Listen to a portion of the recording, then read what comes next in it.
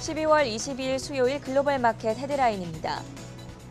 바이든 대통령이 대국민 연설을 통해 2020년 3월로 돌아가지 않을 것이라고 밝혔습니다.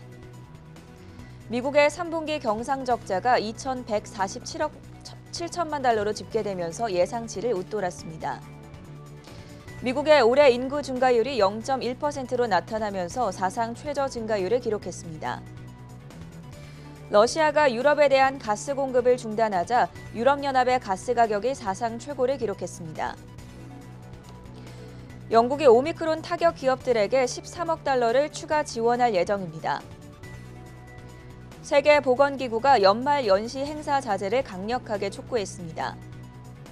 미국의 코로나 확진 사례 중에 73%가 오미크론 변이 바이러스로 확인됐습니다.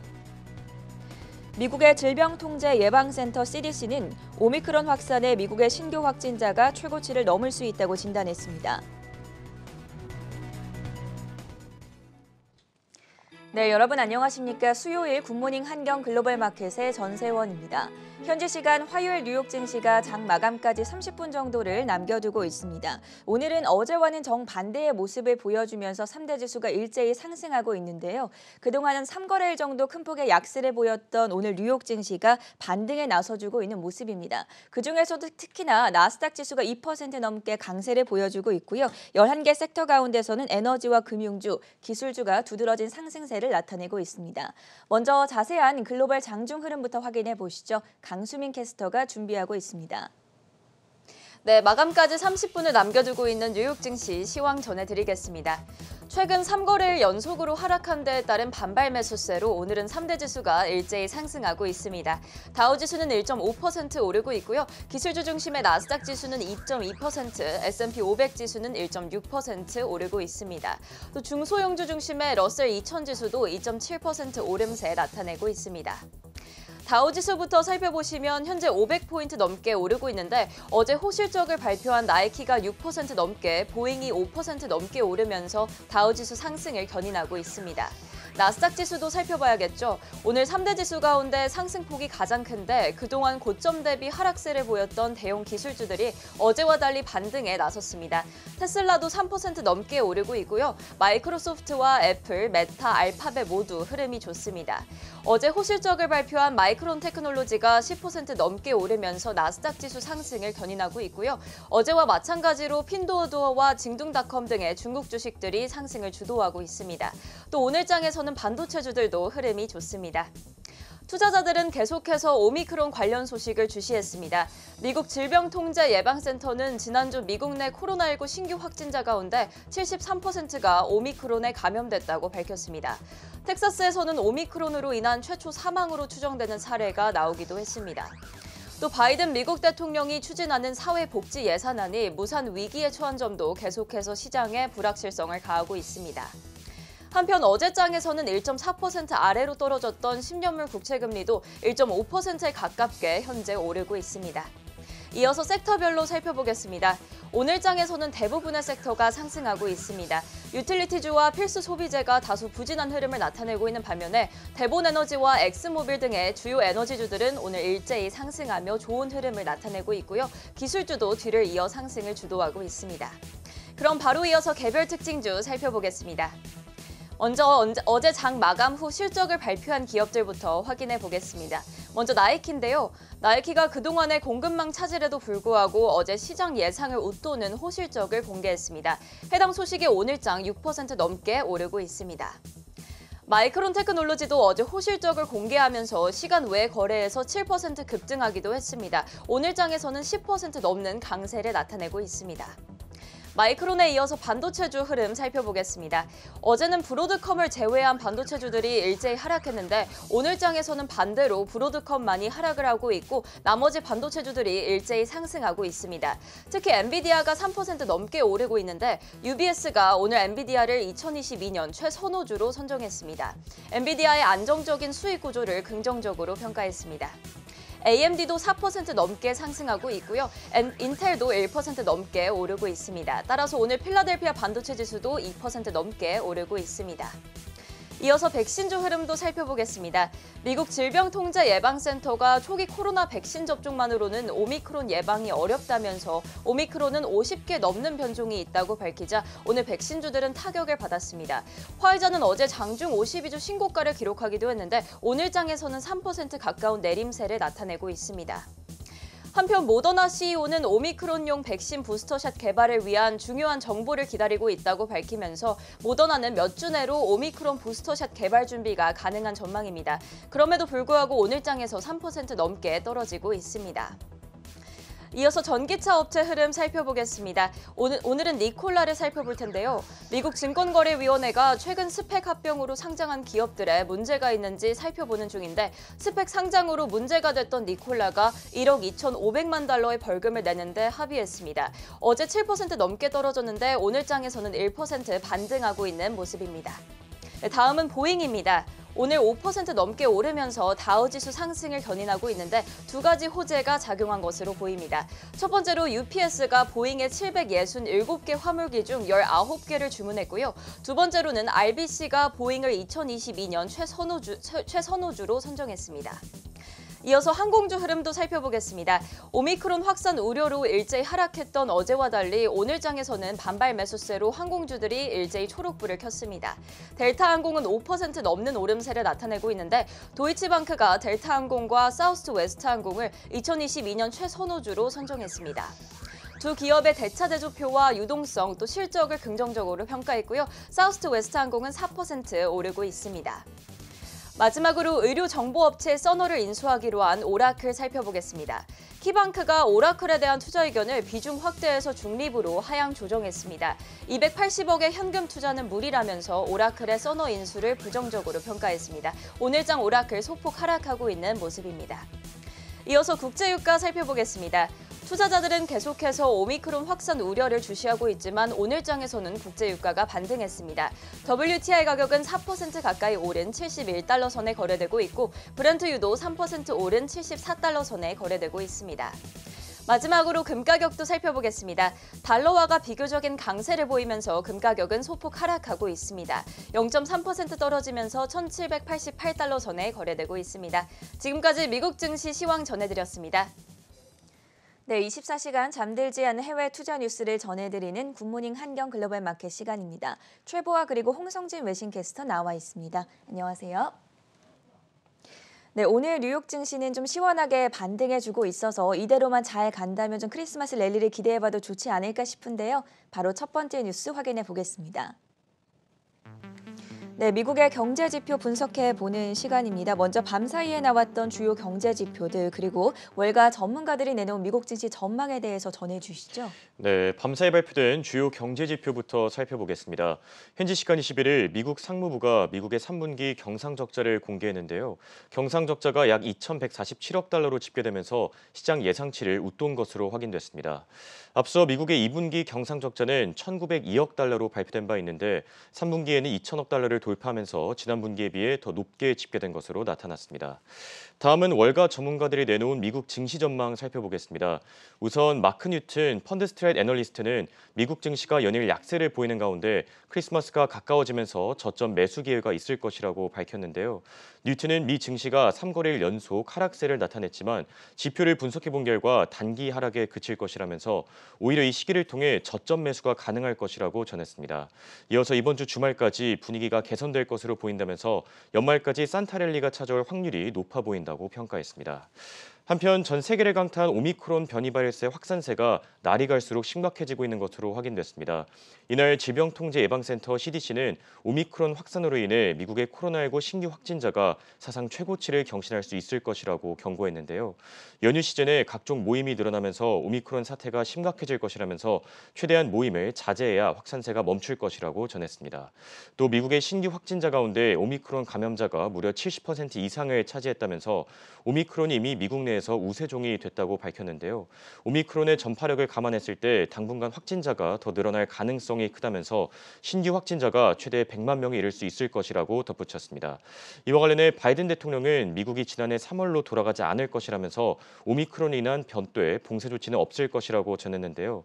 부스터샷 접종을 통해 오미크론을 충분히 극복할 수 있을 것이라면서 부스터샷의 필요성에 대해 다시 한번 강조한 것으로 알려졌습니다. 네, 바이든 대통령의 대국민 연설 핵심 요점까지 짚어봤고요. 두 번째 이슈로 넘어가 보겠습니다. 6가지 요인으로 보는 2020년 미국 경제 전망입니다. 최보아 캐스터, 지금 많은 외신들 사이에서도 2022라는 키워드가 보이면서 이제 정말 새해가 얼마 남지 않았구나라는 생각이 듭니다. 잘 또 대응 전략을 세워봐야 할 텐데 어떤 소식입니까?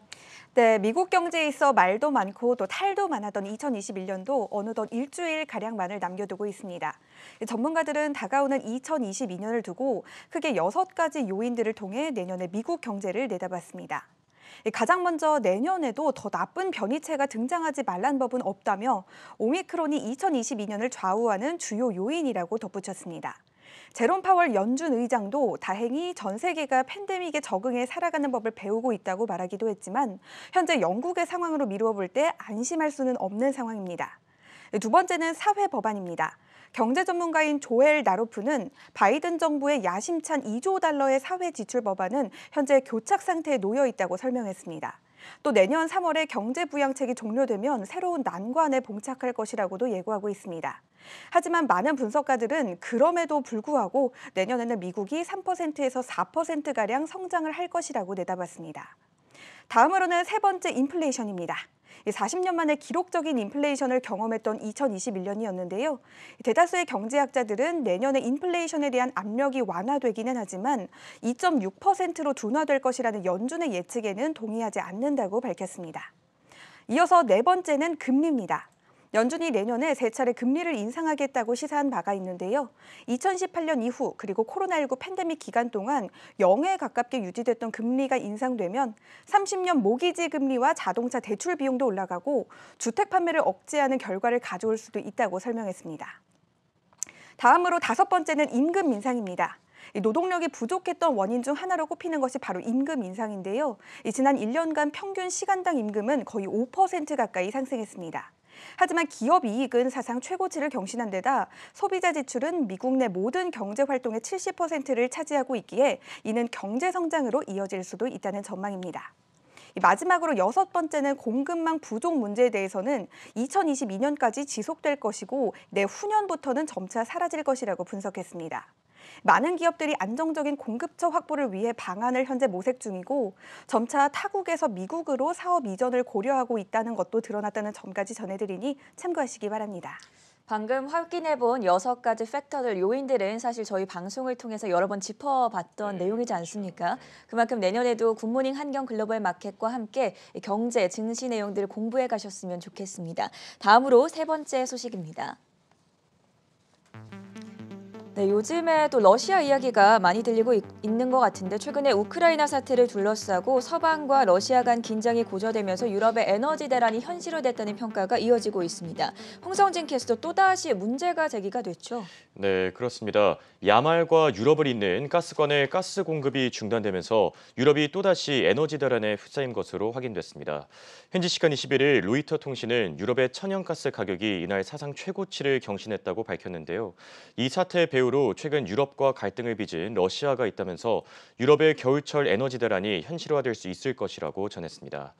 이날 로이터 통신은 러시아에서 벨라루스, 폴란드를 거쳐 독일로 향하는 야말 유럽가스관이 오전 중에 갑자기 중단되었다고 밝혔습니다. 이미 지난 18일부터 공급량이 서서히 줄어들고 있었는데 이날 예고 없이 공급량이 갑자기 멈췄다고 전했는데요. 이로 인해 천연가스 가격의 기준이 되는 네덜란드 TTF 가격이 장중 170유로를 돌파했다면서 천연가스 가격이 역대 최고 수준을 경신했다고 밝혔습니다. 한편 전문가들은 이번 사태 배후에 러시아가 있을 것이라고 진단했습니다. 러시아가 유럽에 영향력을 행사하기 위해 에너지 공급량을 조절하고 있다는 분석이었는데요. 독일과 러시아 간의 직통 천연가스 수송관인 노드스트림을 즉시 가동하기 위해 러시아가 유럽과 야말 가스관을 조절하고 있다는 주장이었습니다. 앞서 러시아는 야말 유럽 가스관을 통해 독일에 천연가스를 수출하려고 했는데요. 최근 독일 내부에서 반대 움직임이 일어나면서 천연가스 수출 계획이 지연되고 있는 상황입니다. 또 러시아가 우크라이나의 나토 가입을 반대하기 위해 이 같은 조치를 취하고 있다는 분석도 나오고 있습니다. 이와 관련해 러시아는 정치적 의도는 없다고 주장하고 있습니다. 이날 러시아 정부 대변인은 최근 야말 유럽 가스관 문제가 노드스트림 또는 우크라이나 문제와 전혀 관련이 없다고 전했는데요.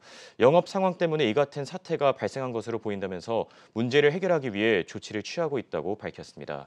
다만 러시아 측의 반대 입장에도 불구하고 일부 전문가들은 정치적 의도가 다분할 것이라면서 천연가스 가격이 급등함에 따라 유럽에서 대규모 정전 사태가 발생할 수 있을 것이라고 경고했습니다. 네, 바로 이어서 네 번째 뉴스 체크해 보겠습니다. 그것이 궁금하다 웹3라고 표현이 되어 있는데 사실 웹 3.0 이야기가 여러 군데에서 많이 들려오고 있지만 아직 개념이 좀 불분명해서 저조차도 이해하기가 쉽지 않습니다. 최보아 캐스터가 한번 짚어볼까요? 네, 여전히 모호한 개념입니다. 웹3는 쉽게 말해 3세대 인터넷입니다. 지난해와 올해 암호화폐 인기 투자 대상이었던 디파이와 NFT를 이을 차세대 투자 대상으로 지목이 되고 있는데요. 현재 실체가 불완전하기는 합니다.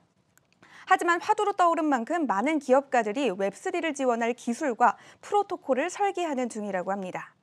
웹1과 웹2를 잇는 웹3의 옹호자들은 오늘날의 온라인 플랫폼이 아마존, 애플, 메타 등과 같은 소수의 대형 인터넷 회사에 의해 통제되는 중앙 집중화를 불평하고 있는데 이 탈중앙화에 기인한 인터넷인 웹3를 지지하고 있습니다. 이와 관련해 일론 머스크와 잭 도시도 끊임없이 자신의 의견을 피력하고 있습니다. 일론 머스크는 트위터에 1995년 빌 게이츠와 데이비드 레터먼의 인터넷 인터뷰를 올리며 나는 웹3가 현실적이기보다는 일종의 마케팅 유행어처럼 보인다. 우리는 단지 10년, 20년 또는 30년 뒤의 미래가 궁금하지 2051년은 헛소리 같다고 일축했습니다. 또 웹3를 본 사람은 찾을 수가 없다며 존재 자체를 강하게 비난하기도 했습니다. 잭도시는 웹3를 소유하려고 하지 말라고 말했는데요. 이 대중의 바람과는 다르게 웹3는 궁극적으로 수준과 모습만 다르지 또 다른 중앙 집중화된 실체라고 전했습니다. 웹3의 지지자들은 인터넷이 소수의 회사나 투자자가 관리하기에는 너무나도 큰 세계라고 말하며 대중의 손에 넘어가는 것을 원하고 있는데요. 잭도시는 결국 벤처 캐피털이나 기관 투자자들이 가지게 될 것이라고 말해 큰 반발을 사기도 했습니다. 비트코인의 모든 것을 올인하고 있는 잭 도시가 현재 인기를 끌고 있는 웹3가 완벽한 분권이라는 블록체인 정신과도 일치하지도 않고 투자 대상으로도 위험할 수 있으니 사람들에게 하지 말라고 경고를 한 겁니다. 하지만 잭 도시의 저격을 받은 투자자들은 잭 도시는 언행불일치를 보여주고 있다며 강하게 비판하고 있습니다. 아직도 미지의 세계인 웹3에 대한 의견이 분분하다는 사실까지 전해드리니 참고하시기 바랍니다. 네, 새로운 인터넷인 3세대 인터넷에 대해서 일론 머스크 테슬라 CEO 그리고 잭 도시의 의견에 대해서 자세하게 전해드려봤고요. 오늘의 마지막 소식입니다. 네, 이번에는 뱅크 오브 아메리카가 선정한 업종별 토픽 들어보도록 하겠습니다. 이혜은 외신캐스터 연결돼 있습니다. 월가의 심층 분석을 들여다보는 시간입니다. 뱅크 오브 아메리카는 분기마다 베스트 오브 브리드, 즉 업종별 최고의 주식을 선정하는데요. 선정된 기업들은 모두 뱅크 오브 아메리카가 보유, 비중 확대 혹은 매수 의견을 보인 기업들입니다. 또 견고한 수익 성장과 마진 확대를 보이는 동시에 높은 유동성과 탄탄한 경영 상태를 보인 기업들이 바로 고려 대상입니다. 이번 4분기 뱅크 오브 아메리카가 주목한 기업들은 모두 벤치마크 지수 기준을 넘기며 좋은 흐름을 보여줬는데요. 뱅크 오브 아메리카는 최근 다음 분기 리스트를 발표했습니다. 그럼 구체적으로 어떤 기업들이 다음 분기 리스트에 올랐는지 살펴보겠습니다. 네, 첫 번째로 선정된 기업은 대번에너지입니다. 대번에너지는 석유와 천연가스 탐사 기업인데요. 뱅크 오브 아메리카는 지난 11월 대번에너지의 높은 현금 수익과 견고한 대조표를 주목했습니다. 뱅크 오브 아메리카가 더그 레그에이트 분석관의 말을 인용했는데요. 대번에너지가 유가와 가격 상승분을 앞지르는 현금 수익을 보인다며 이는 대번에너지가 다른 에너지 기업들보다 우위에 있다는 걸 의미한다고 했습니다. 뱅크 오브 아메리카는 올해 들어 160% 상승했습니다. 다음은 광산업체인 프리포트 맥모란입니다. 앞서 언급한 대번에너지처럼 뱅크 오브 아메리카는 해당 기업의 현금 수익을 인상 깊게 봤는데요.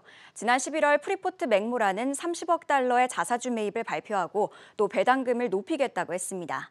이와 관련해 뱅크 오브 아메리카의 로슨 윈더 애널리스트는 2022년도 예상 잉여 현금 흐름이 약 52억 달러임을 고려하면 약 38억 달러가량을 주주들에게 돌려줄 수 있는 능력이 있다고 분석했습니다. 프리포트 맥모란은 전년 대비 60% 상승했습니다. 마지막으로 살펴볼 기업은 바로 줌비디오입니다. 뱅크 오브 아메리카는 지난 3분기 실적 발표 이후 투자 의견을 중립으로 하향 조정한 바 있는데요. 하지만 줌비디오의 성장 가능성을 높이 평가했습니다. 최근 줌비디오의 리키 카프루 아태 지역 총괄은 하이브리드 근무 체계가 계속 줌의 성장을 주도할 것이라고 밝히기도 했는데요. 팬데믹 이후에도 하이브리드 근무 환경이 계속 이어질 것이라는 전망입니다. 줌은 올해 들어 41% 하락했고 전년 대비 52% 내렸는데요. 마켓워치에서 집계한 글로벌 IB들의 평균 투자 의견은 비중 확대라는 점 참고하시길 바랍니다. 지금까지 뱅크 오브 아메리카가 주목한 업종별 토픽들 살펴봤습니다. 네, 굿모닝 한경 글로벌 마켓은 오전 5시 30분부터 7시까지 계속됩니다.